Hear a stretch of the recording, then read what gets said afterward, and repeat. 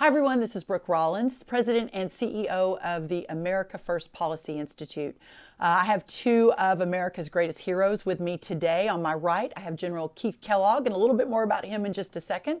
On my left, I have Director John Ratcliffe, and we'll talk a little bit about Director Ratcliffe in just a moment also. But let me say this. Thank you for joining us today. We're going to have a great conversation about the America First agenda, but specifically the America First agenda when it comes to national security. AFPI was launched just a couple of weeks ago, but we're so excited for the opportunity to continue the transformative policies of the last presidential administration. So with that, let me just say, introduce Director John Ratcliffe. Many of you know him very well. He was a congressman for 5 years from the great state of Texas. No bias on my end. Before that, he was a U.S. attorney and a prosecutor. But really, I think more importantly, his experience as Director of National Intelligence, really the country's top spy, towards the end of the Trump administration. I think his experience, his leadership, what he was really able to experience, to accomplish, and to lead on behalf of the American people is something we'll talk about today, but leaning forward, how do we continue that extraordinary work? On my right, the amazing General Keith Kellogg. We worked together in the White House for 3 of the 4 years. General Kellogg was there from day one. In fact, reversing even a little bit, he was there in 2015 as then candidate Donald Trump was building out his national security concept, his ideas. I think the General will talk a little bit about the instinct to always put America first, but General Kellogg was there right next to him the entire way. Decades of service in the military, also some private sector experience, and in the White House, serving all 4 years, like I said, first as Chief of Staff to the National Security Council, and then ultimately as the National Security Advisor to the Vice President of the United States. Gentlemen, thank you for joining me today. Really, really excited to do this. So, General Kellogg, why don't we start with you? You really have probably more of a front row experience than pretty much anyone else in the country, in the world, in terms of the last administration, what it meant in terms of national security, and really your experience there. We'd love to just hear a little bit about that. Okay. Thanks, Brooke. Director, good to be with you again. And I think the America First Policy Institute is really going to be a really cutting through organization. And the nice thing is all of us have spent so much time together in the West Wing, in the White House.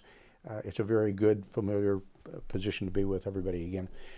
When we started with the president back in 2015, we used to fly on what we called Trump Force One, which was our equivalent of Air Force One, which was a really nice airplane that the president and then the candidate had.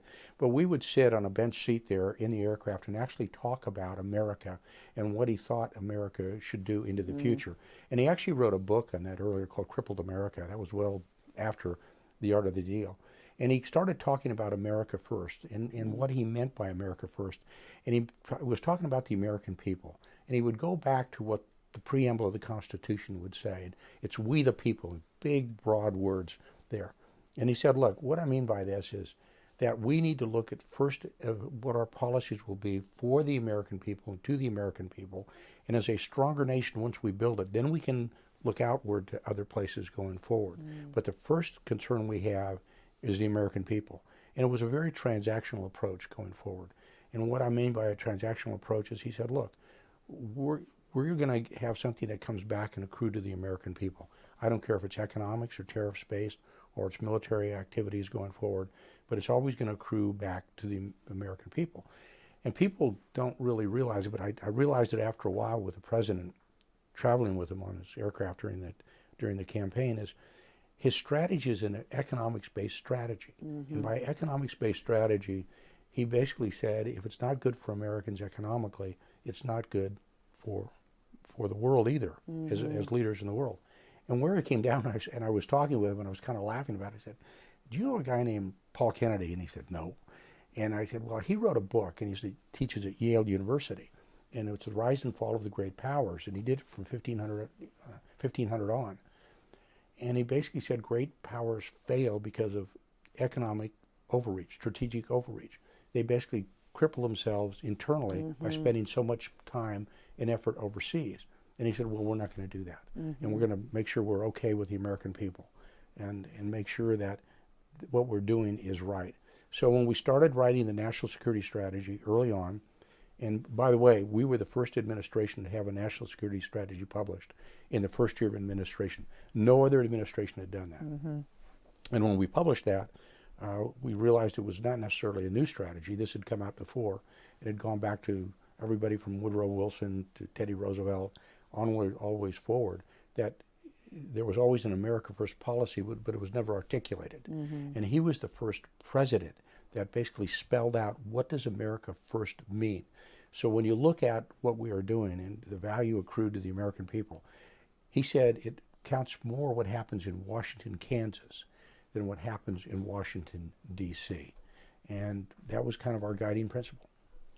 Well, that's incredible. I think that for the lots of time you and I spent together in the Oval Office, of course, I was on the domestic side, so I wasn't as involved in the discussions or decisions.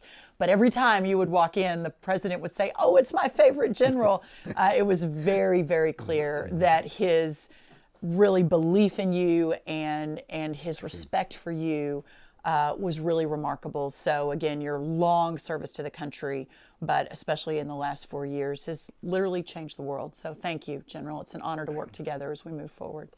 My great friend, Director John Ratcliffe, the same question for you, but really your experience is so varied, right? You were a U.S. attorney, you were a federal prosecutor, you served in Congress, and I'm guessing that's probably where you started to touch on a lot of the issues where you ended up leading on again towards the end of the Trump administration and became such an important and eloquent speaker for what it was that we had worked for and believed in, what the president's really role of America's place in the world was. Just your experience in all of that and what you took away from it.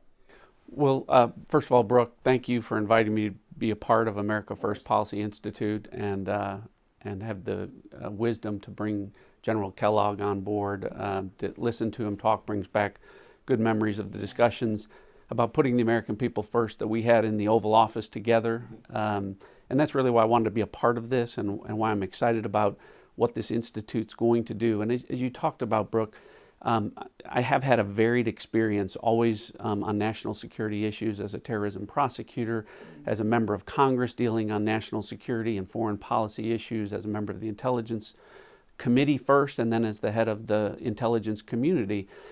And really, you know, the general talked about how all of this started. And, you know, the idea of America First is something, it's an expression we've heard before. Both Republican and Democratic presidents have talked to the American people about it, but actions speak louder than words. And I think what we saw in the last 4 years was, for the first time, someone actually proving to the American people that they were listening. And really what this is about at its core and its essence is an approach where the security and the prosperity of the American people is at the center of every policy decision, unapologetically and without pretext. And as the general, I think, eloquently said, listen, we're a nation that's grounded in a moral understanding that all people have certain inalienable rights, life, liberty, and the pursuit of happiness. All people, whether they're American citizens or not. But what the American people longed for was an approach where Americans were put first with regard to these decisions. How does this help the American people, the American worker, the American family, American values, the things that has made America great and allowed us to lead and make the world a better place? And, you know, the moment for me as a member of Congress watching this and legislating on this issue and having seen politicians on both sides do that, when I saw in action this administration send someone to the United Nations, you and I have talked about this, and really for the first time, Americans saw a president send someone to the United Nations and say, look, we are going to put America first, and we're not going to send money to countries that hate the United States and Americans anymore. And this is our approach, and then backed it up. And to me, that's really kind of what moved the American people, and now they understand what is possible if you set aside special interests and you really do ground these decisions in what is good for the American people. And so to see it from all sides was exciting at the time, and it's something that now we can't lose sight of, and it can't be just about the next 4 years. It's got to be about the next 40 years. It's got to be about the next 400 years if America is always going to be the greatest country in the history of the world. Well, I think that's incredibly well said. And one thing that, as we were wrapping up towards the end of term one and in December and January, and thinking about what are the next steps, how do we continue this incredible transformative momentum? I mean, the concept that America and Americans became first in every policy-making decision. And I know you both experienced that. I did as well. But when you consider it in the context of the media, a Russia investigation, a government shutdown, a worldwide pandemic, I mean, all of the things that were thrown at us and our administration, the singular focus that, from my experience in my 3 years, your 4 years, your couple of years, that we never lost sight of why we were there. Right. Why do y'all think that is? I mean, do you think it was just a different group of people? I've often said that it was almost like the beginning of the country, when you would leave your farm and you would go to Washington, and after 2 years or 4 years, you'd return to your farm. It wasn't this cycle of lifelong bureaucrats and lifelong elected politicians. And I said a lot, I felt like, now being from the farming community in Texas, I can really say this, I really felt like we'd all left our farms to come serve, and now it's time to go to the next thing to continue that fight. So I'd love your thoughts on that too. Yeah. Two things. One, going forward, the America First Policy Institute will keep these values and thoughts going forward. That's the value of AFPI. And I think we all believe it within the organization because we saw it, we served in it, we know what makes it work right. About the administration, people have to sit back and think, okay, in the 4 years, we never started a new war. We didn't at all. We tried to end wars going forward. Our economics was incredible. The unemployment levels were historic lows. And then when the coronavirus hit, and that's when I was part of the task force with the vice president, we fought our way through that. And what I mean by fighting our way through that, we created 2 vaccines, the Moderna and the Pfizer vaccine, in record time. No vaccine in the history of the world was ever created in less than a year. That's right. And that is because of the business decisions that were made by the administration to manufacture at risk, put money against the pharmaceuticals, that they would produce the vaccines at the same time we were getting ready to release them into the public. So when the FDA made the decision on the emergency use authorization on Friday, on a Saturday, those vaccines were heading out. And on a Monday, we were vaccinating people. And we had vaccinated 1 million people on 20 January 2021. So in the 4 years of that administration, we had incredible successes. You can't talk about the Abraham Accords without thinking how successful we were in the Middle East.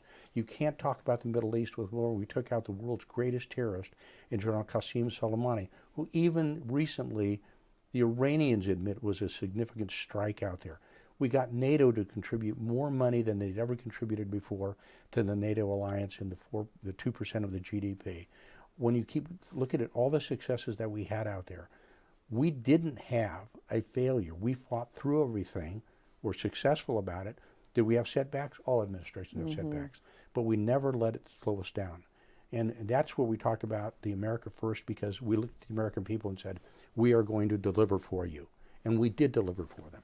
Amen. Quick wrap up before we go to break on that thought.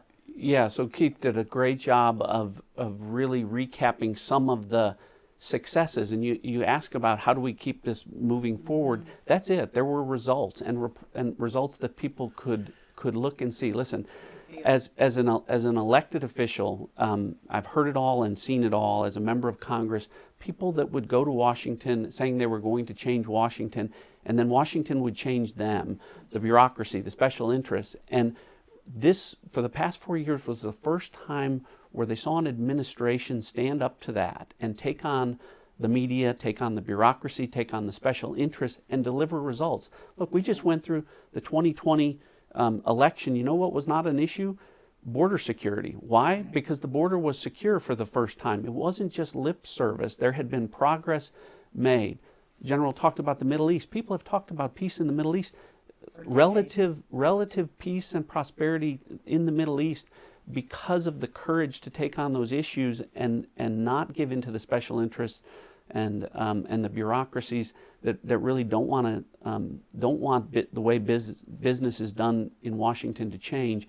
And the administration opened up the possibility that we really can, we're not stuck with this. We can change the way business is done in Washington. And that's what people want to see carried forward, and that's what the America First Policy Institute is going to do. Can I make one comment about what Very well the said. director was Thank you. making on one great example is we moved the American embassy in to Jerusalem from Tel Aviv, and there had been 36 waivers not to move it, even though it was by law to move it. And the president said, no, that's the law, and we're going to follow the law, and that's what the American people want. And the pushback from an awful lot of people was, you're going to have another intifada, a rebellion in the West Bank. Nothing happened. That's right. And the point you're making, Director, is great, is the fact that he was willing, Trump and the administration was willing to make hard decisions, good decisions, and we had good results, And despite stick by it. years and years and years of people saying can't be done, shouldn't be done. When you are explaining to people your concept of an America First national security policy, and especially in the context of serving as really the nation's top spy over the last few years, how do you tell that? I mean, how do you explain that to people? So again, America First, when we talk about putting the security and prosperity of the American people at the center of every decision when we talk about policies, it's not just good for America, it's good for the rest of the world. So I think what's an important point is that America First does not mean America alone. And as the head of our intelligence community, I dealt every day with my foreign counterparts. And really what they understood was America had to be great to be able to do good in the rest of the world. And so they wanted that. They want America to lead and to be great. And the stronger America is and what we stand for, liberty and freedom and free enterprise, those things that the world really values and that our allies around the world value and want, we help everyone. So that's an important component of that. And as a result, what this administration really showed, Brooke, was that you have the ability to do both. You can put America's interests first, always serve the American people, American family, American workers, and ensure the greatness of America, not for just this generation, but for every generation, but bring up the rest of the world at the same time and help expand and export American values everywhere that the rest of the world craves and wants. So I think that that's really one of the things that is so important about America First as a policy, national security making decision apparatus that has to continue, and what the America First Policy Institute really needs to focus on and be about. I think that's excellent. And frankly, in rebuilding America at the worldwide level, and you in so doing save a country, but you also save a world. And I think that we saw that firsthand. General, any thoughts from you? Yeah, I did. First of all, it was great to be in the White House with the director and with you, Yeah. Brooke, and we saw a lot out there, and I think we accomplished a lot going forward, especially in the area of national security, because the president, when we would walk in, and the director knows this, we'd walk into the Oval, we got some pretty directed guidance from the president of the United States, and the vice president was always there. That's right. So it was a great team. When you looked at him, he always sat to the right, to our left, when he was always there with the president, and He was. it was always a team effort going forward. And when it came to the national security, the president always said what is right and what is best for America. And you have to look at a lot of the examples that he did out there that was at the time a little bit controversial, because they had been done for decades, and because he had said, why are we doing this? And he answered his own question one time. He said, the reason we're doing this in national security this way is habit. We just can't break the habit of what we have done in the past. And let me just give you one example, because it's a great example. We hit it early on when we talked about NATO. And we talked about their requirement to put 2% of their GDP into defense, of which 20% of that was modernization, 2% of GDP, 20% modernization. And it was agreed to by all of the NATO ministers and all of the leaders of NATO in what's called the Wales Conference. And he said, well, why aren't they doing that? They're supposed to. If it's an alliance, we do it. So he would use as the bully pulpit by continuing to talk about NATO. And I remember telling him one time, everybody understands NATO, the Article 5, an attack on one's attack on all. But I bet you if you challenge people and said, well, what does Article 3 say? And he looked at me and I said, sir, that's the funding article. And that means if you're going to support NATO, then you must fund for the common defense and the individual defense of your nation. And you should continue to pound. And because of that, NATO increased their contributions greatly over the last 4 years. And I think it really helped NATO as an alliance. But we took criticism because we were beating up on NATO. That's right. No, we weren't. And that was kind of a way of looking at the world. If we're strong as a nation, and then we can help others become stronger as well, and then we become a primary force in the world for good. And he really believed that. As long as our house is in order, we can go out there and do good. And the director and I, Brooke, we saw a lot of these things happen in the last 4 years, and we could go on and on. It'd take, to me, well over an hour to talk about the accomplishments that we did for the American people. I'm very proud of it. I think when we look back, I think history will judge us well. And what I like about the America First Policy Institute is we are taking the policies that we had over the last 4 years, helping the American people, and we're pushing them back out there, and we're going to stand on them because we have a great record to stand on. Well, I think that's excellent. And you think about the status quo that the establishment, that the special interests, that, and this was across all policy lanes, that just the pushback, wait, you're going to do what in the Middle East? No, that's just dumb. Wait, you're going to ask the Mexican government to do what to help secure the border? No, we don't do that. Hold on, time out. Just the constant pushback that all of us received, but certainly our former boss received, was really remarkable to witness. But ultimately, to both of your points, the accomplishments speak for themselves. And what an incredible team I know you all feel to have been a part of and to have seen firsthand what that looked like. How do you, in thinking now, I guess 2 months, maybe a little more than 2 months into the current administration, are they continuing this sort of America First approach? Let's start with you, General Kellogg, and then I'd love to hear from you, Director. Yeah, Brooke, it's a great question. There's a term out there, whistling past the graveyard, and you almost think that's what they're doing.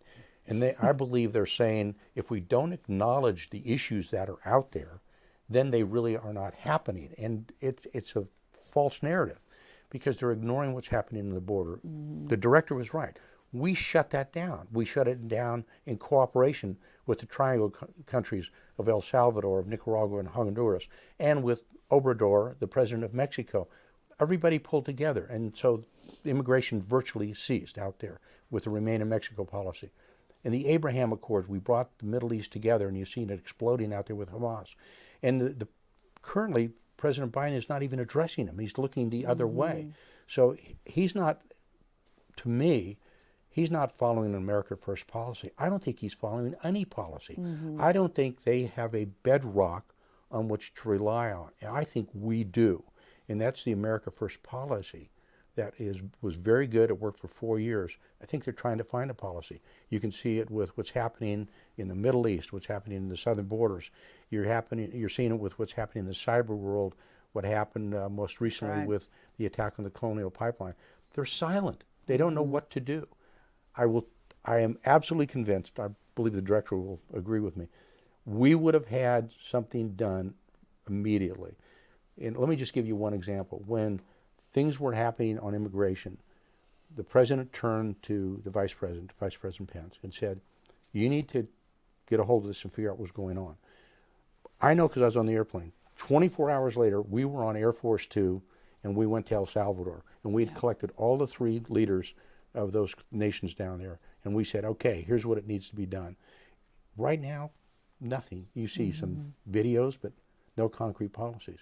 So I don't think they're doing anything. They're just letting it, hopefully, if you don't talk about it, it'll go away. Yeah, that could be.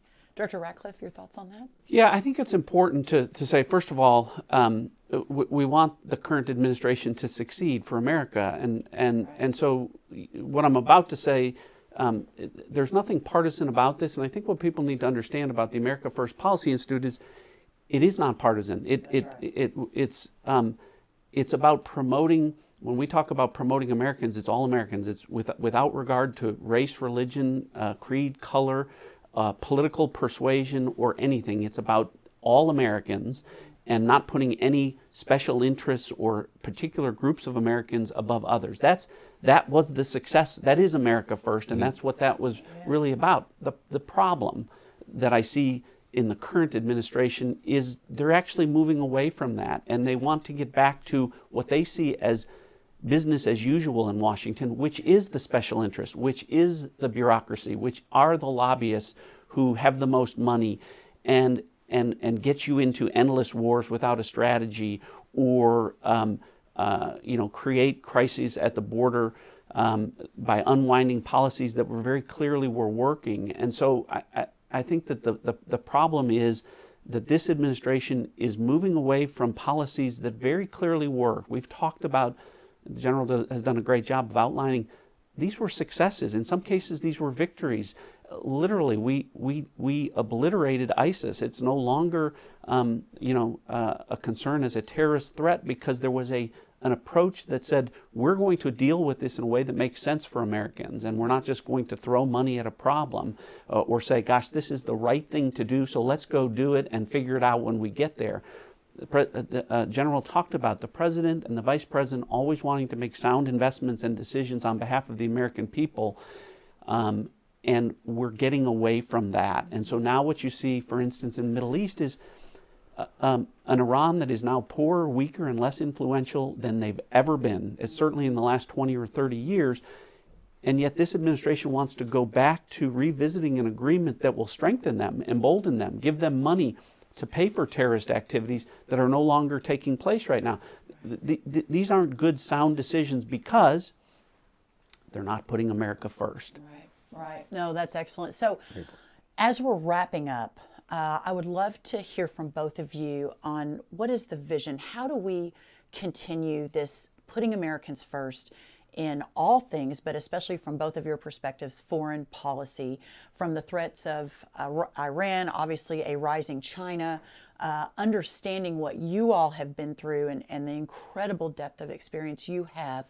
What does this look like? How do we continue the fight for America first, General?